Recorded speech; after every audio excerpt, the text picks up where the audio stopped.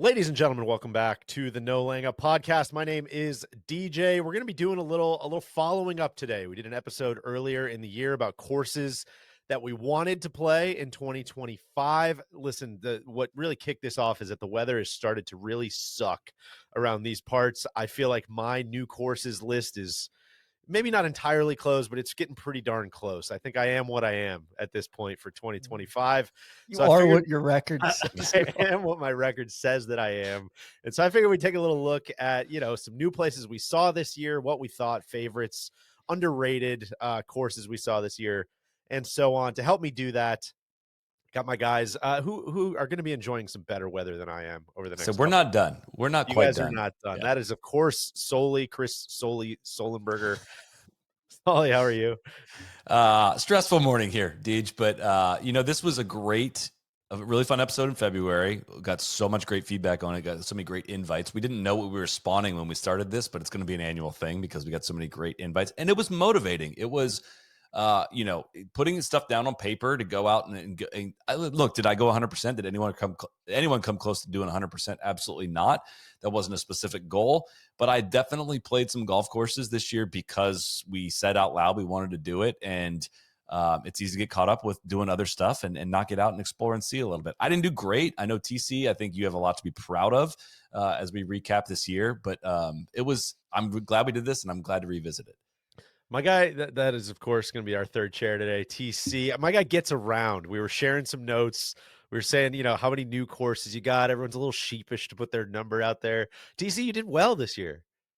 Yeah, so far, and we still got another 2 months to go in the year, and weather's good down here. Didn't knock off a bunch on the actual list that I like of places where I called my shot, but I've played about 80 rounds of golf this year, and I've played 29 new golf courses. That's fantastic. Which, yeah, it's about a little over a 33% clip is new courses, which that feels like a really good place to live in. Data-driven decision. You say it with a smile. That's what makes me happy. Yeah, It's like, I did good this year, man. Yeah, and actually, DJ, I put on some pants this morning, and the last time I wore these pants, we were at Cap Rock Ranch. Oh, And I found a tee in my pocket that that's said always a "Respect the thrill. Canyon." Well, we're going to be talking about that. I'm sure that trip's going to come up a lot out to Nebraska. But Solly, first of all, who are we presented by today? We are presented by our friends at Rowback. Fall golf is here, and golf season's not over, especially down here. But man, those crisp mornings are hitting pretty. Down here, it's not over, Deej. Yeah, it's kind of over up here. It looks so gray. I wish I could show you guys what it looks like outside my window. I mean, I think we're between 65 and 78 the next 10 days here. Like, I'm bummed to be leaving tomorrow for a couple days. I hadn't left my house in 3 days till I just brought the trash back in. And oh my gosh, is it a nice day out here. But it's perfect for those hoodies and joggers. I got both of those on right now. Rowback is, of course, our go-to for polos, hoodies, joggers, pants, all of it. Best fit, best feel. It's as simple as that. The Delta pants are our favorite pants. I've got them in every single color that they make. The stretch elastic waistband, game changer, extra room for some added comfort while maintaining the best fit possible. The fabric is smooth.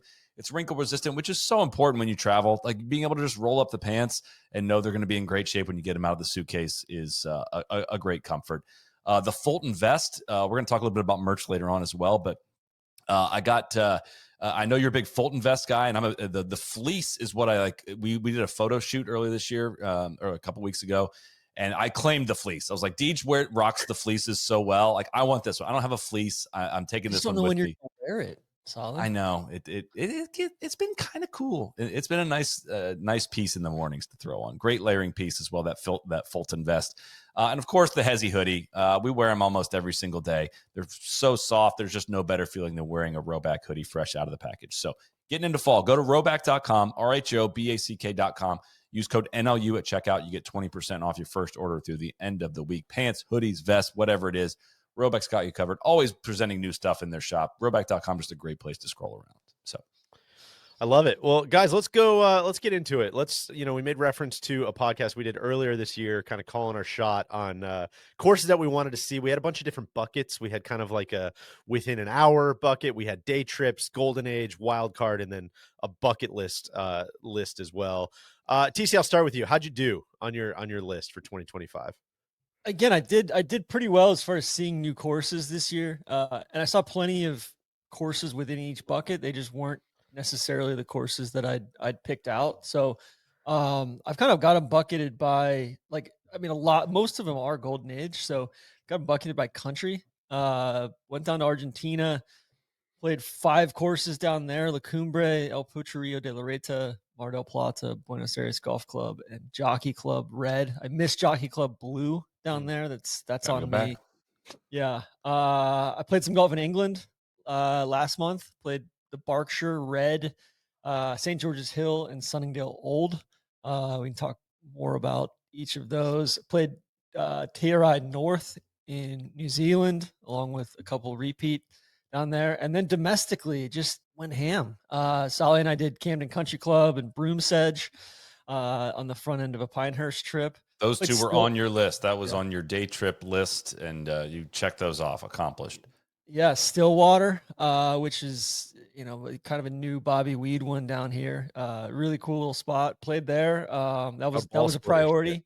Yeah, a lot of ball splitters. That was a priority. Getting to some places here in Jacksonville that are kind of in Northeast Florida. That so and still some time to kind of cross off on some of those. Played Oakmont for the first time. That was lovely. One that just knocked my socks off, melted my face off. Tamarack up in Greenwich, Connecticut. Played that on our upstate trip. That was incredible, as was Country Club of Troy, Glens Falls, Sugarloaf Field Club, Sunnyside Par 3. Played Medina number 3, which was awesome. Mike Cocking is the future, guys, and I think the future's here. I think it's just cocking is the future. I think if I remember the phrase right. Okay. Played the renovated Oak Marsh. And then, played some stuff out in Nebraska. Played Mullen Golf Club, Bayside, Frederick Peak, the horse course at Prairie Club, which was among the cooler ones of the year. Cap Rock Ranch, got to respect the canyon. And then played Caves Valley, Rolling Road, Brook Hollow just a couple weeks ago with you guys. That was awesome. Another Golden Age Keith Foster restoration there. And then I played one that's not even open yet, Luling, down south of Austin. And another that was a Kyle Franz course, and they've got a Cocking Mead and Ogilvy course going in there as well. So all in, like really fruitful year. And I think we're going up next week to play Great Dunes up on Jekyll. And then I've still got it on my list to get to St. John's, whichever one's the good one. Golf club. St. John's just Golf don't say Club. I know it's hard for us, the C-suite, to not say country club, but whenever you think of St. John's, just don't say country club. St. John's Golf Club is the one that we got. Let's do that before the end of the year. Yeah, let's do that. And then a couple other ones I can knock off down here in this area as well. So. TC, I put a question in here. I don't know if you took it and ran with it, but any themes to your year? This is kind of always our favorite on like the Trap Draw Goals podcast, the year of X, the year of Y. I was curious if you see any groups, any patterns emerging in your list of courses. I played a lot of. I'm trying to think. I played a lot of like unexpected stuff. I think even the Golden Age stuff. Played a few Mackenzies. But like the Charles Banks one, the Phones brother, or the two Phones, right, up at Oakmont. Trying to think, the Brook Hollow, the Tilly. And then played some proper Ross, Camden Country Club, Glens Falls. I think just overall it was like the stuff that I set out to play. I played some of it, and that was spectacular. But it was the other stuff that kind of came along on those trips that really knocked my socks off. And then also I played some great par 3 courses this year, which like that really filled up the tank. I think that was a huge dub. Well, that maybe leads into my list, because I had, when I was thinking of the themes, I was like, I think my theme this year is I'm going to call it DJ's big year of little courses. Just all as I'm spelling all of it out. I'm going through my gin, I'm going through my photos, I'm going through my calendar. I'm just like, where did I actually play this year? Just a lot of short courses, 9-hole Little courses. courses, big world. Little, yeah, maybe there are no little courses, just little people, you know, who knows. But I played, and these are in kind of like no particular order, but Shelter Harbor, not a little course, very, very big course. We'll talk about that more later. Marion Golf Course, Little Marion, they like to call it up there in Massachusetts. Weekapaug, which is a like 9-hole club. We'll talk about that one a little bit more. I played the new short course at Loch LaBelle that's opening next spring, which is very fun. Royal Portrush, Royal County Down, Castle Rock. Saw those in the Northern Ireland video. I played the Sandbox for the first time. That's a little course. You can watch that one on our YouTube channel. By the way, it's crazy you hadn't previously played the Sandbox. The That's only other wild. couple times I'd been to Sand Valley were like either in and out or day trips, or I was Yeah. there on the when we played 10 courses in 2 days. Didn't really have a lot of extra time on that trip. The fact that you didn't play the Sandbox when you were trying to play 10 courses in 2 It wasn't days. That would in have the been top cheap, though. 100. It wasn't No. in the top 100. Yeah. Maybe it should be in the top 100. It might, if it's top 100 hardest for sure. I played the Commons, or at least most of the Commons, which is the 12-hole course that's opening at Sand Valley next year. I played Spring Valley Golf Club. Look that one up if you want. It's Central Wisconsin. I kind of got a lot to say about that one. Maybe we can get to it later. I played Angel Park with Casey out in Las Vegas. Played Shoop Park, which was on my list as a place I wanted to get to. A little 9-hole course down in Racine, right by the lake. Made a little Instagram video about that one. We'll talk more about that. And then TC, I had a lot of these. I didn't play these courses, but weirdly, like when you're filming on a lot of these trips, you end up getting just as good of a sense of the golf course. I feel like, because I'm watching you guys hit shots and trying to set up shots and whatever. So Bayside, Mullen Golf Club, Wild Horse, Frederick Peak, Caprock Prairie Club, the horse course you mentioned. And then I'll also shout out the one hole at Jim Nance's house. I'm going to count that as a short course as well, and a new course that I saw. I did shank a ball. It was a foam ball, luckily, off of his roof. Maybe more than once, if I'm remembering right. It was battling a pretty decent little case of the shanks there. But yeah, shout out to him for having us out there. So I'm going to call it, my big year of little courses. But Sully, what about you? Well, as I say, when I went to to Nance's house several years ago with my dad, and he was the first one to start hitting balls off the, I didn't know they were foam balls yet, and my dad hits like a swooping draw, even with wedges. I mean, he's aiming at windows of Jim's house and just hitting these sweeping draw, and they're not hitting the house, but I'm freaking out. I'm like, oh my God, Dad, you're gonna break one of his windows, and then find out they were foam balls was a nice relief. But I did okay on my list, Deej. I wanted to. The courses that I wanted to play within an hour were Oak Marsh, the Die course at White Oak, Ocean Forest, and Stillwater. We got to Oak Marsh. We did a little video there. We got to Stillwater as well. I was supposed to play Ocean Forest next week. I don't think it's going to end up working out. So I almost got 3 out of the 4 there. Really was throwing out the line of the Die course at White Oak for somebody to that's one that you don't get that without a really special invite. I'll just echo that one. If someone has a way in for that one, I would like to check it out at some point. We talked about that one in detail back in February. But There's like 200 people that have ever played that. It's not great. Yeah. Day trips. We want to go to the park, Congaree, Tree Farm, and Calusa Pines. We made it to the Tree Farm. Maybe make it to the park here somewhat soon. We got to get that one kind of squared away. But Congaree and Calusa Pines we're not close to happening. Golden Age, I wanted Seminole, National Golf Links, and Swinley. I don't think I knew Seminole was under construction when I put Seminole on the list. Wasn't going to get there anyways. Swinley Forest did not make it over to England this year, but I did play National Golf Links this year. That was number one Quixote's place on my bucket list. You actually said that exact same thing in February when I put this on my list, TC. So I just listed back to that one. Got to check off the number one on my bucket list course. Didn't get to Holland or England, as mentioned. Also played Oakmont. That was one of the top 5 on my bucket list. Having played it, I don't think I would put it on my top 5 of golf courses. I had quite a challenging experience there, and it's definitely a lot more hard than it is fun. But that one we conquered. Camden Country Club at TC, Broom's Edge. These were not on the list, but new courses we experienced. I know you'd mentioned you wanted to play Broom's Edge TC, and we rocked that one. That was one we can talk about a little later. Pinehurst 10. Kind of forgot we played Pinehurst 10 this year, and I feel like I need to go play that one again and just like fully digest that addition into the Pinehurst portfolio. I think our immediate takeaway was like, that's clearly the second best course at Pinehurst already. Yes. And We feel like we haven't really talked about that one that much. Loch LaBelle, Blue Mountain, and Brown Deer, which was featured in the Milwaukee video. That was a great stretch of golf. I'm putting Oak Marsh on the new courses list, TC, because that was a brand new freaking course that we saw and kind of talked about several months ago. Also played Southampton when I went up to Long Island. That was one I always wanted to play right next to Shinnecock there, and had a great time there. Played Edgewood Country Club in West Virginia. That was the 4-ball qualifier video we shot. And then the Brook Hollow in Dallas. That was, man, that one, I've never played golf like that in Dallas. The firm, fast conditions, as pure of a golf course.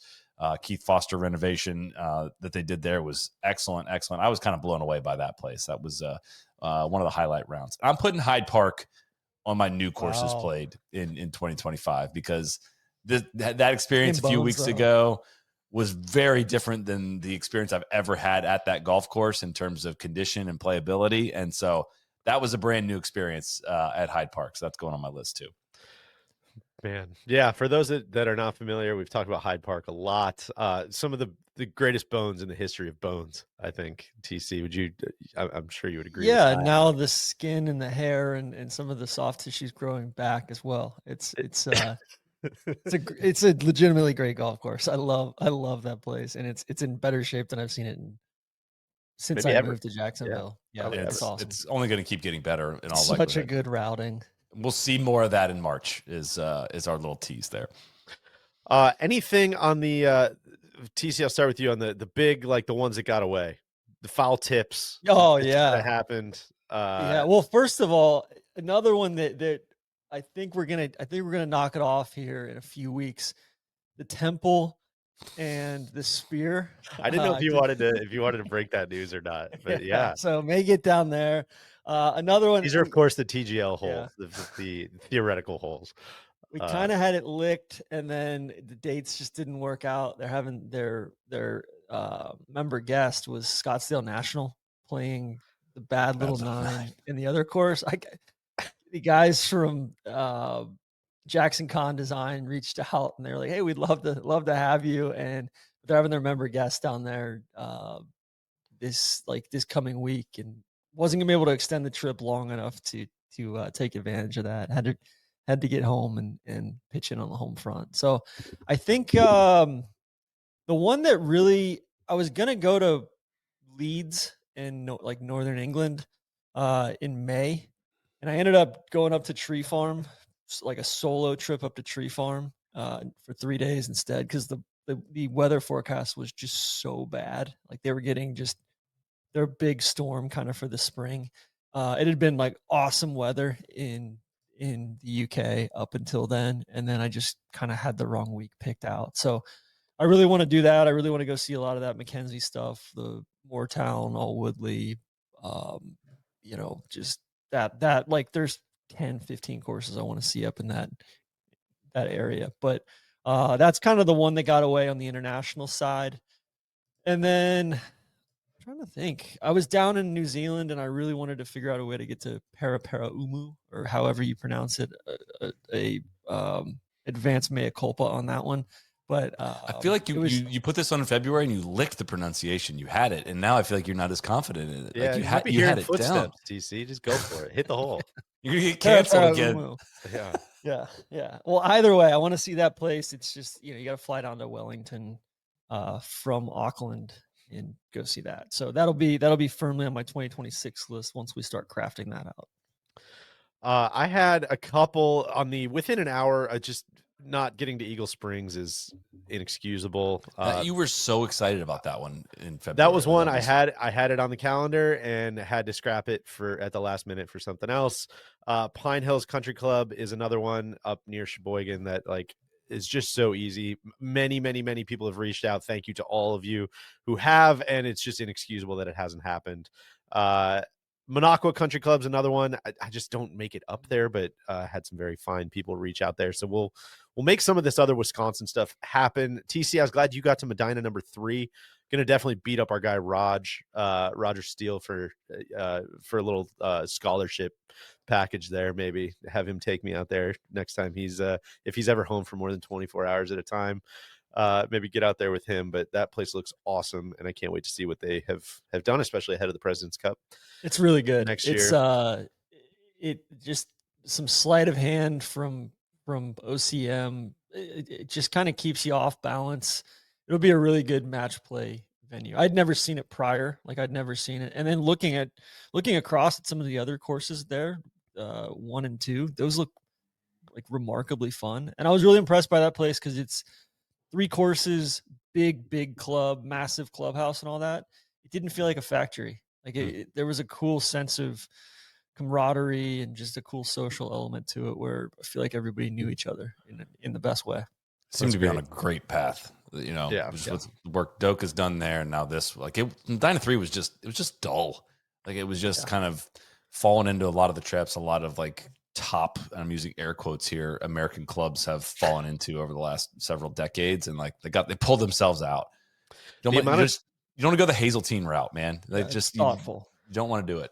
Especially growing up, like whatever, 45 minutes or an hour from there, the amount of times in my childhood that I just heard like, oh man, Medina number, like, wait till you get out there, wait till you see how hard it is. You're going to love it.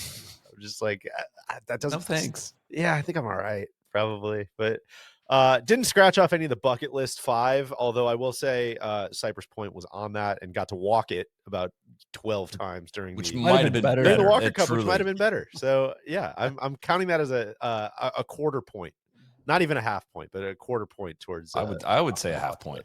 You'd say half point. All right. I mean, yeah, that was we got to walk it in peak condition too, like at absolute, and watch other people hit the shots that were required out there. I mean, I feel like I had a better experience walking it during the Walker Cup than even I had playing it. I mean, that was a top 3 golf experience I've ever had. I would put hanging out there for 2 days during the Walker Cup above having played it a couple times. Well, let's keep moving down the list here because we're going to try to keep this one moving. But Soly, I'll start with you. Favorite new course you saw this year and why? If I can quickly do what got away from me, I had Garden City on the hook on my trip up to Long Island, and very, very good husband and dad. Changed my flight back a day because of some pending illnesses going on there. I also had Shinnecock on the hook. I've played that one before, but had that one on the hook and lost it. But listen, whatever. Favorite new course, is that what you asked, Deej? That is. Felt like I was overreacting in the moment, and I've been trying to give it time since we were up there in March. You're going to say Broom Sedge. I'm going to say Broom Sedge, man. Wow. It was so freaking cool. And again, like National Golf Links met the expectation. Like I'm not saying Broom Sedge is a better golf course than National Golf Links, but it was. I feel like we saw it in not its final form, and it just had so freaking much of what I love about a golf experience. The walk was fantastic. Table a little bit. Where are we? What are we talking about here? This is near Columbia, TC. Is that how you would describe where Broom Sedge is? Probably half an hour north of Columbia. So there's this kind of whole entire area and strip of kind of sandy soil where you're seeing so many of these golf courses pop up. We have Tree Farm, you have Old Barnwell, there's TC can speak to this. There's 21 Club is somewhat in the region. I'm not the best at geography in this area, but it's north, just a little bit northeast of Columbia. And we saw this on the same day we played Camden. Is that right? We were about 20 minutes down the road from that. But it is, if you've seen pictures on Instagram, it's the place that has the sedge broomsticks, like kind of, the really cool, unique, flag sticks that you'll see on the greens, and just a really impressive, vast open property, really wide fairways, yet has so much like kind of old school character within some of these corridors, and the trees that they did leave in there just kind of set this really, really fun scene of a ton of playing with, but it narrows up at the greens into really precise shots. Like you just have to be, it's welcoming. The challenge is really good. And then you get to this 11th hole, and it's just like one of the coolest par threes I think I've played this year, of just sits perched into this hill, really short, maybe 110, 118 yards, something in that range, with cavernous, massive, super penal bunkers. And the way the bunkers cut into the greens was just so visually striking, and the attention to detail around all the bunkers and how they're not all straight edge. They just have so much character. There's so much character for a brand new golf course, I think. And there's no clubhouse yet, at least as we were there. And just the depth of holes. We had to skip a couple of the holes, and I was like, kind of, I was sad to have done that because the experience was really that good. And I have not stopped thinking about that golf course. It was just very, very cool. Sully, the one there I can't stop thinking about is 7. That par 4 was that again. I didn't even want to bring that one up because I don't know how to describe that and do it justice for how good that golf hole was. But like, I blew it way right, and it's hard to describe how toast I was. It's kind of like 3 at Timuquana with like the dogleg right par 4, and you just got to be in position to hit a really tough green to hit. And like, I could hit towards the green, but it was really hard to get anywhere near the hole from that. So like, you need to play up the left and chart your way onto that's kind of like a Donald Ross-ish perched up green, that one. And that hole was so good. And then it leads right into 8, which is like probably the most dramatic par 3 on the course. This 260 downhill to this massive, massive green. Kind of reminded me of 8 at Old McDonald without the Beerets, just kind of like the setting of the shot you're hitting there. And I was just so tickled around that stretch too, because 6 is a cool par 5 too, back towards the water. Like, that little stretch in the middle of Broom's Edge was such a memorable experience. I think just generally speaking, that's the closest thing I've seen to the postage stamp. That little par hole. 3 that you described, and then just the way it dances up and over that ridge multiple times is crazy good. Am I a little? You were there, TC. Am I a little carried away on this place? I think I need a heat check on it. I think it's awesome. I think I'd be curious to know, like, over the next 5-10 years, there's a lot of eye candy out there that they're gonna have to take care of. Be curious to see kind of which bunkers stay maintained, which ones don't. They were still finishing off some of the stuff along that kind of bunker face on one of the par 5s. I'll be really curious to see how it develops. I saw last week or a couple weeks ago, they just announced plans for a clubhouse and a halfway house, which is really cool, but really appreciated the place. I think the head pro up there, awesome guy, and just a generally, like, just a good feeling when you stepped on property. So really excited to see what they build up there. Why don't I go next? Because I had a kind of similar surprise on mine. Of course, Royal County Down, Royal Port Rush. Those are probably the coolest, the best courses I played that were new this year. We talked about those a lot on other podcasts and on our Northern Ireland podcast that we did. But I'm going to give this one to Shelter Harbor, which is a course that Neil and I played during our vaunted influencer tour. You can watch that on YouTube. And I think similarly, Soly, and the reason I'm jumping in next is, like, I think it was it was just a similar experience where Neil's like, hey, we're going to play Shelter Harbor. I'm like, great. I don't know what that is. I don't know where we're going. I don't know anything about it. I'm going in as a complete blank slate. And I just really loved it. It's Charlestown, Rhode Island. It's a Hurston and Fry golf course, kind of close to the water, but not on the water. Feels like you're at the ocean, but you're not on the ocean. It was like, that makes for a cool dynamic. We kept talking about it in the video, but the limbed up red oaks almost felt like you were on some sort of like savanna or something. I've just never seen trees limbed up that way, like really tall trees that are completely limbed up and just look almost like something out of Dr. Seuss or something. It's just really, really cool. And it's just this modern, I don't know. It's a part of the country where it feels like all the golf courses are 100 years old, which is great. And there's a ton of charm in that. And so I think it's very impressive to drop a modern course into that also feels like it fits. And that's how Shelter Harbor felt to me. It was big, brawny piece of land, but also just a very fun walk through a lot of very neat land. I love seeing I'm not the biggest architecture guy in the world, but connectivity between two courses that you really like. Erin Hills is a course that I really love that Hurston and Fry did, and this land is on its face absolutely nothing like Erin Hills until you start kind of like zooming in and looking a little closer and a little closer, and you're like, a lot of these, like, it's very rocky, but a lot of these kind of short, severe hills are kind of a little bit like the, kind of glacial land that Erin Hills sits on. And there's a lot of marsh that they had to kind of figure out. It's not like a real link style sort of thing. And it's just, it shows up in like specific shots. Neil and I were talking about where, one of the things I'm not a great chipper of the golf ball. And so I love playing overseas, and I love being able to keep it on the ground and bump 3 woods and 8 irons and kind of hit these little like scooting shots. And I was just laughing about it. I was like, man, there's 2 courses in the United States that I played a ton of like 3-wood bumps around the greens this year, and it's Erin Hills and it's Shelter Harbor, and those two courses were done by the same design teams, same construction teams, and like that's just a very fun kind of calling card, and it speaks to how they built their greens and how they maintain them, and there's just a lot of little things like that. Only saw it once, would love to go back. Shout out to our host Tom Goldberg, was a great host.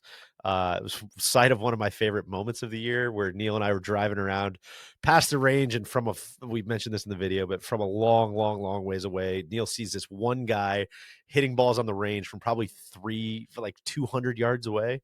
And Neil just like flippantly just pulls out of the 8 billion people on the planet, just pulls one guy off the top of his head. He goes, "Who's that? Ray Allen?"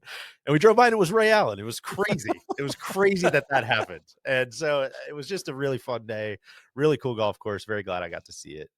One that'll stick with me for a while. But TC, what do you got? Favorite new course you saw this year? It's got to be Sunningdale Old. I mean, I texted Sully right afterwards. I was like, "Yeah, that might be the best we've ever seen before."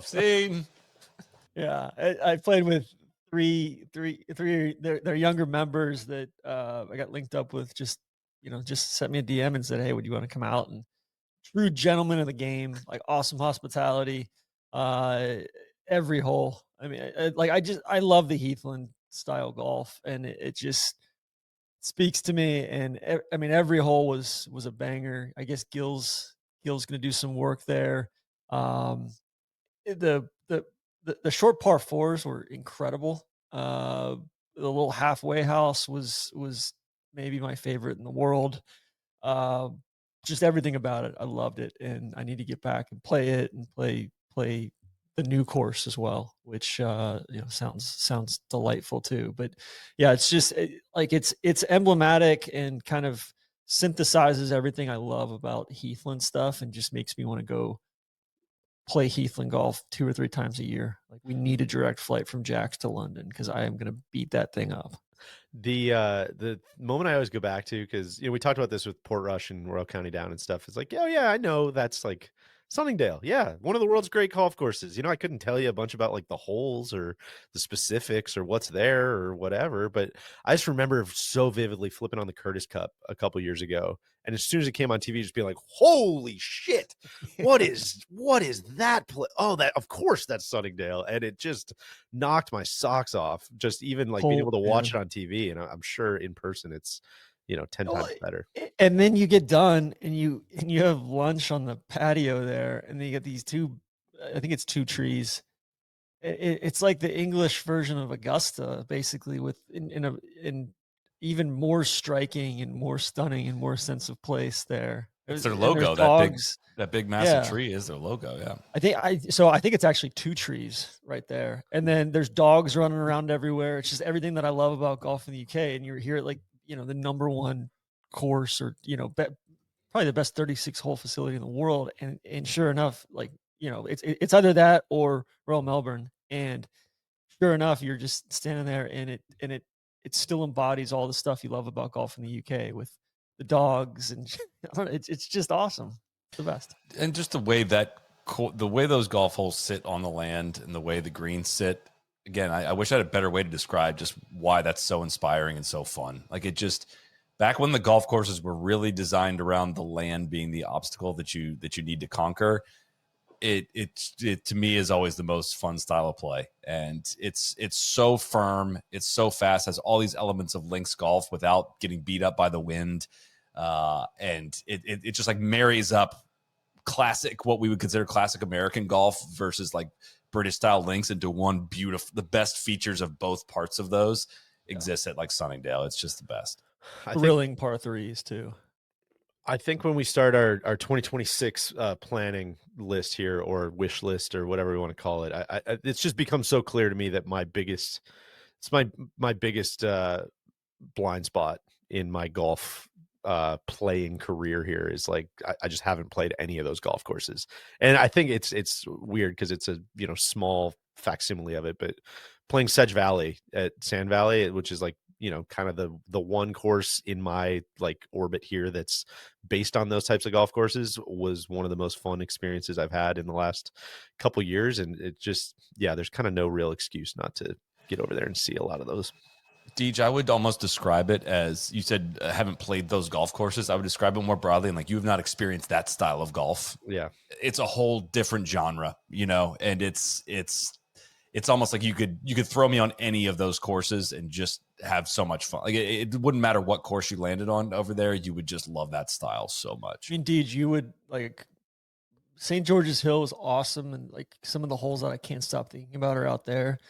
But I think like the Berkshire Red, you'd be like, okay, this is like I could play this place every day for the rest of my life, and it's not going to beat you up. You're playing offense, you're pinning your ears back, but there's enough there to really keep you honest as well. And it's like one of the better walks in golf.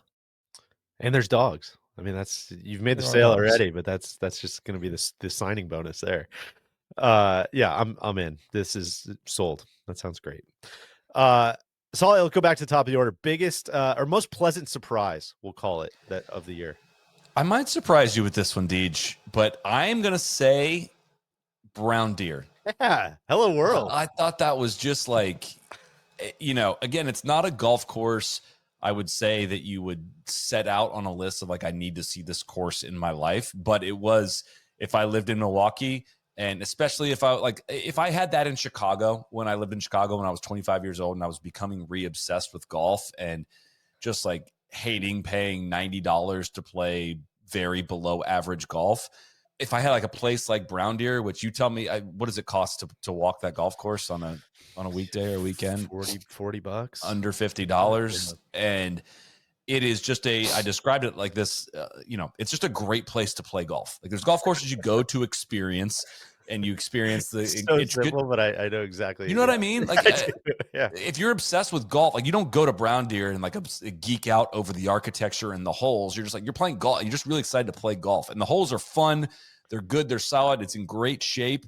And it's very fun to play. But like you're there to play golf, right? And it's a great walk. A really fun flow of holes. It's not like just dull par fours on repeat. I think a lot of, you know, I don't want to like a lot of like really affordable public golf courses can kind of go a particularly dull route for what I'm saying of just like, you know, you're trying to churn people in and out and like maintenance and design kind of fall off to the side when you're trying to become it didn't feel like a factory. It just felt like somebody really gave a shit about the craft, about maintaining it, about everyone having a really good experience there. And I had so much fun. And I just kept thinking I would literally play that course every single weekend if I was the 25-year-old living in Milwaukee and had the free time to do it, because it's just a great place to go play golf. I love it. That warms the heart. There's a lot of people that do exactly that. Scott Walecki is the head pro, does an awesome job. Lots of lesson programs and kind of like it's just every time I'm out there, man, I'm just like, man, this is a community asset, community good. You know, there's just so few. The rarity of that speaks to like how kind of pleasantly surprised I was by all of it, you know? Yeah. God, I love it. I love it. It's an awesome. And not having that really here. I mean, we have Jack's Beach, which is, you know, we've talked a ton about, and it's a different category. I don't know how to describe why it's so different, but it's a better golf course. It's better. Yeah, it really is better. I think it's those PJ Tour event. Like that's the level of golf course that you get to go play for under $50 there. Meets the threshold. Yeah. And I think I've thought a lot about why it hosted a PGA Tour event, because it's on its face, it's nothing crazy, right? It looks pretty, I don't want to say pretty blah, but I mean it's pretty. If you put Bryson DeChambeau out there right now, he'd shoot about 38, right? Like it's not a hard place to solve until you get to like the greens are very small, very pitched. And if there's a lot of spots where Soly, I forget, second green, second hole, like I immediately punch in the face. I'm trying to be like, yo, I know this sounds like a cliche, but like you gotta be below the hole. Like if you chip it a foot into the rough above the hole, you're gonna make a six. Like you cannot stop it close to the hole. And it's just a very fun little hallmark of public golf. It's just like small, pretty firm greens that you have no chance of chipping it close to the hole is where I go out there every time and I'm like, this place is so fucking easy. How do I keep shooting 85? Like this should not be that hard. And it's just because it's almost got a little bit of like Pebble Beach syndrome, you know, where Hyde Park's got that a little bit too. Yeah. Like good luck, man. Like hit it because it's always this thing where you like beat yourself up all day, like, man, I missed that green, I missed that green, I missed that green. It's like, well, you only missed it by like 40 feet. It's just the greens are really small, and so that kind of gets in your head, and then you start pressing, and it's just, I don't know, man. It's just a fun test, and it's always fun to think about Corey Pavin shooting like 28 on the front nine or whatever it was We out just there. asked him about that.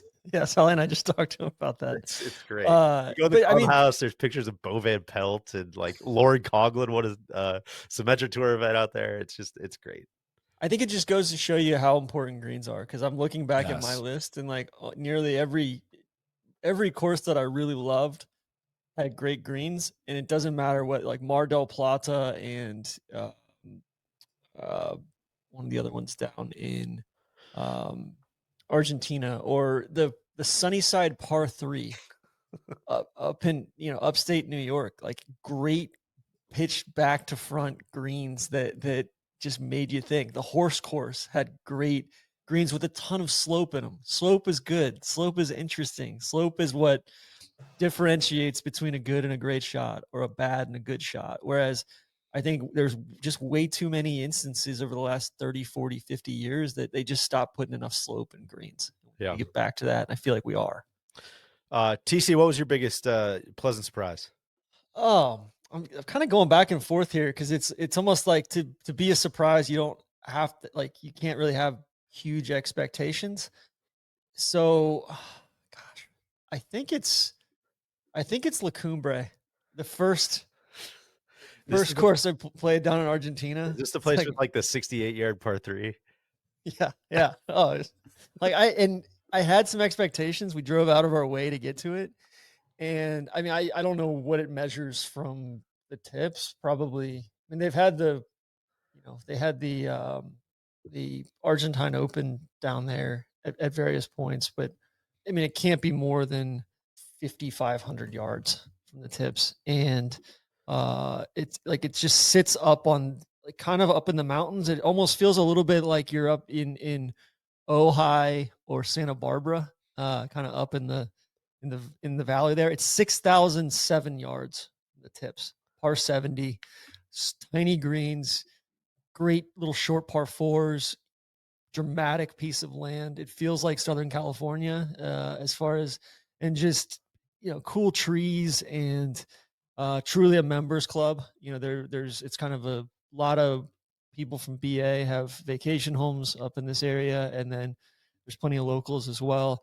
They were having a big tournament to honor a lady who had passed away, and like, it was like her kind of memorial golf tournament that day, and just a great club and cool little clubhouse. And yeah, DiVincenzo made a 12 on the 66-yard par 3 12th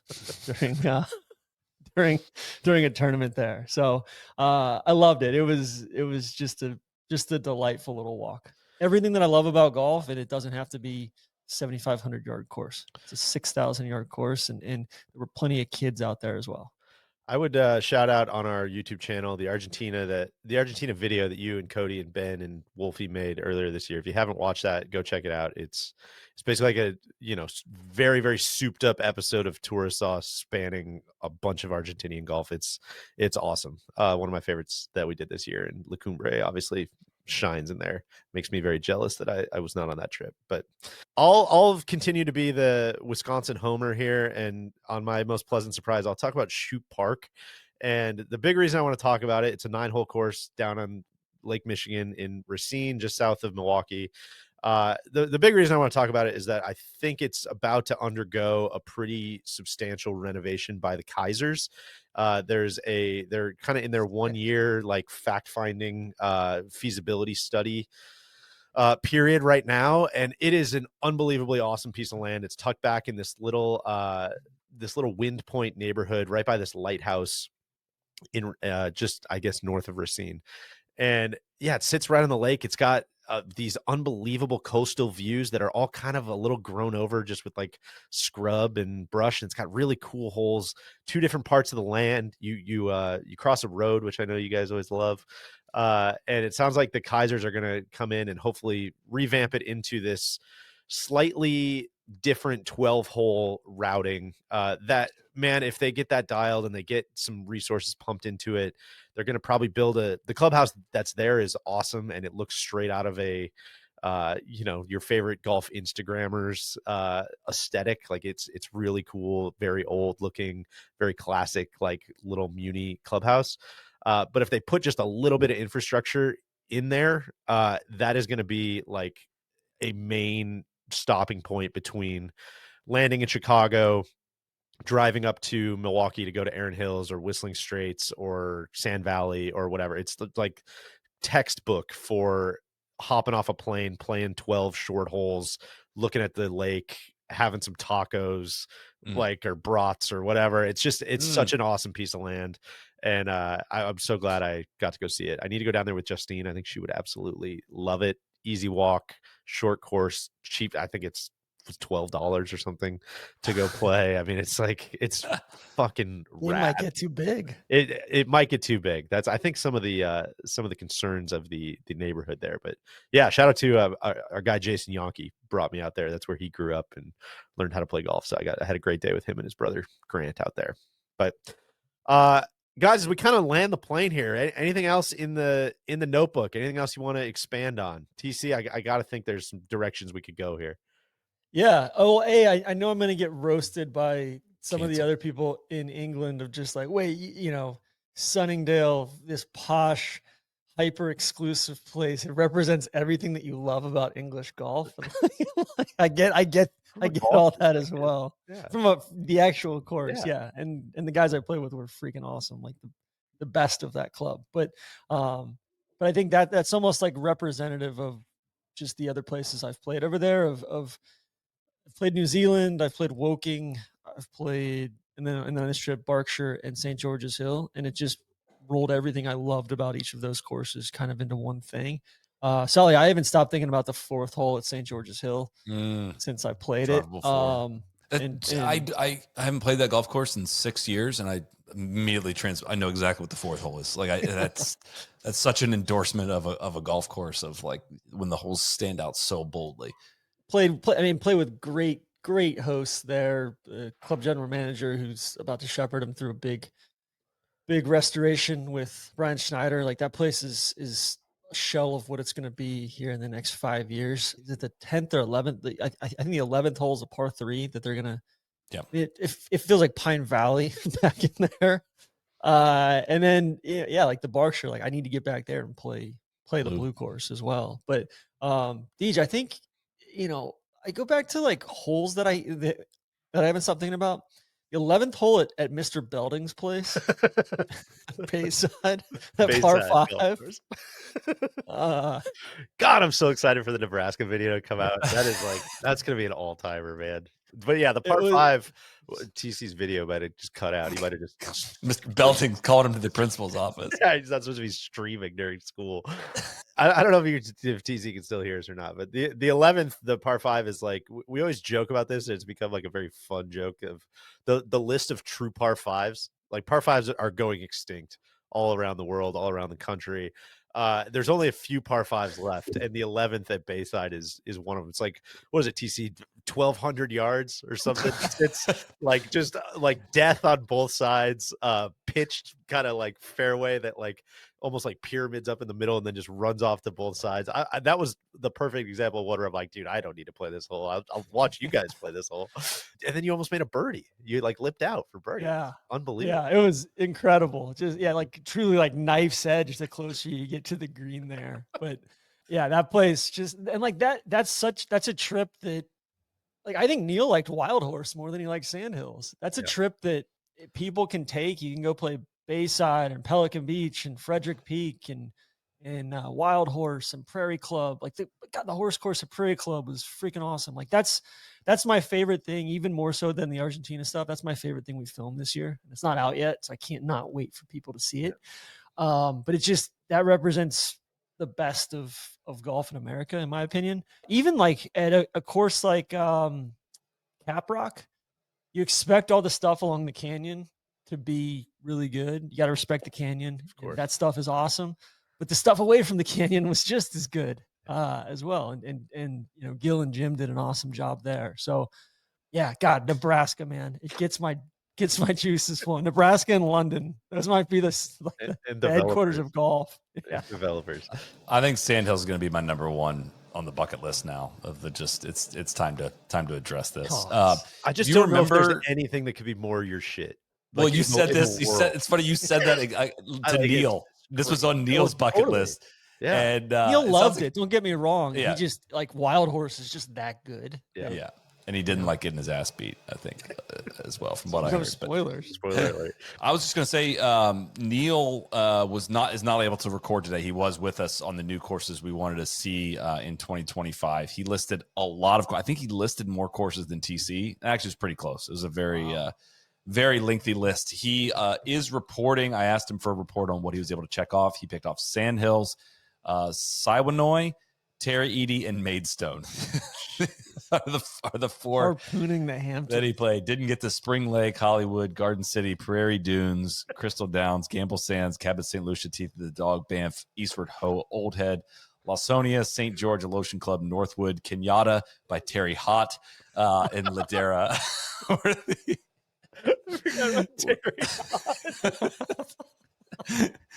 gotta make Terry Hot shirts. God, we might need to. All right, last He thing spelled Kenyatta wrong too on this.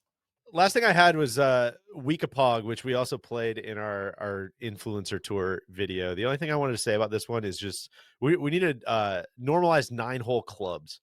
I think the idea of a not that more places need to be private, but if you're looking for a place, I just thought the 9-hole private club vibe was very interesting. It was a ton of couples. It was a ton of like, hey, we love golf, but not necessarily like a go out with the boys for 14 hours type of spot. Like pop in, play 9 holes, have lunch, get out. I'm like, man, that describes what my golf life is looking for right there. And so we had a great day out there. Will Farnsworth, superintendent, took us out. Awesome guy, doing a bunch of great stuff out of that golf course. And I just, that concept of 9-hole clubs was something that I'm like, man, there's just not a ton of those. And I really love that vibe and that idea. But Sully, anything else from you? I do want to give a shout out to what we got going on in the pro shop. We did, like I mentioned, we did a little photo shoot when we were out in Frisco, and like just got me super jacked up about all the things rolling into the pro shop. You can go to store.nolayingup.com. See all the new arrivals as well. I know the merch czar is running some Black Friday, Cyber crazy. Monday special. He's going ham. He's going absolutely ham. Nest members already, your Nest member discount has gone from 15% to 25% off of everything in the store. I believe that's between now and the end of Cyber Monday, which is December 1st. There's a limited inventory on things like the H&B and Rowback collections, the new head covers, accessories, and more. So get in there early. Take advantage of your early access sooner rather than later and get shopping. Again, there's a lot of great stuff in there, and the discount is Hats massive. are back. Hats are definitely Good back. stuff in there. It was crazy. Everything we pulled out of those boxes to take photos. I was like, God, You're I want to fighting keep for this. it. Yeah, I want to keep Yeah. that's the first. Well, maybe not the first time, but it was up there. And kind of like, I don't know, man. You taking this one or am I taking? We're both wearing large. I'll take it if you don't want it. Yeah, it's the ultimate compliment. But guys, this was a blast. I love recounting it. I love hearing what everybody got to go out and see. I think we got to get a lot of these on video too, which is great. So another push to head to the YouTube channel. We still got a lot more coming out this year, so go check that out. And otherwise, guys, we'll catch everybody next time. Cheers. Crack on.